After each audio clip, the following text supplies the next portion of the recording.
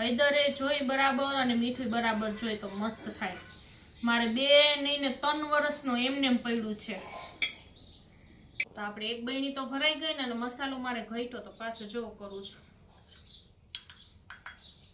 આજે મારા જેઠના છોકરો છે ને તનવીર એ આવ્યો છે ને મસ્ત છે ને ઢોલ વગાડે છે.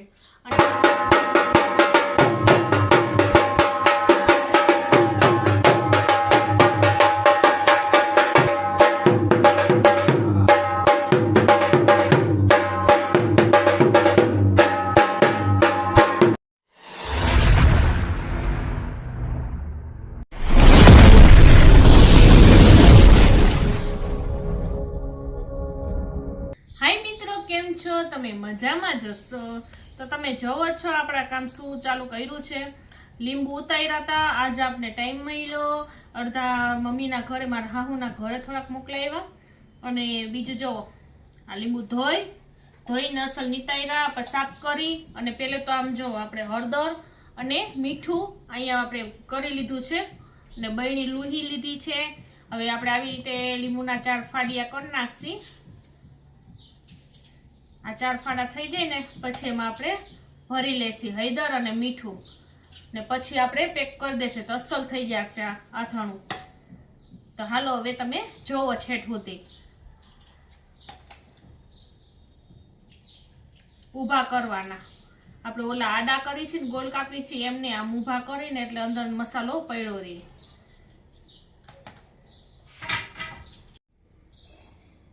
આપણે આ મસાલો જો ભરવા માંડી આમ જરી કરી પછી આમની પર ખોલી નાખવાનું. પછી એકદમ આમ ઉપર જે આપણા 4 ફાડી હોય ને આમ પેક કરી અને આમ મૂકી દઈશ. આમ મૂકતું જવાનું. પેલે નીચે બધાય મોટા મોટા છે ને લીંબુ આવી રીતે ખોલીને ભરતી જઈશ અને મૂકી જઈશ. હળદરે જોઈ બરાબર અને મીઠું બરાબર જોઈ તો મસ્ત થાય. મારે 2 નહીં ને 3 વર્ષનો એમને એમ પડ્યું છે. આથણું નો બગડે નહીં. આપણે અસલ પેકો પેક રાખીને તો સરસ રહી. ના તો આપણા ઘરના લીંબુ છે એટલે વાંધો નથી આવતો. માણા વેચાતા લઈને કરે છે. અને બીજી ફેરે ઉતરશે ને તો રાખી દઈશ આપણે ઓલા કેવા બનાવા છે ને ખટમડા કા, કેમ કે એમાં આપણે સાકર તીખાસ અને બધું જોશે. એ તમને બતાવીશ. નામાંય મસ્ત કરી નાખીજો. આખી બહેણી ભરાઈ જાય છે. મોટા મોટા લીંબુ જો આમાં હળદર ને મીઠું એટલું જોઈએ. અમારા કોઈક સામદારમાં થાય ને નોય થાય.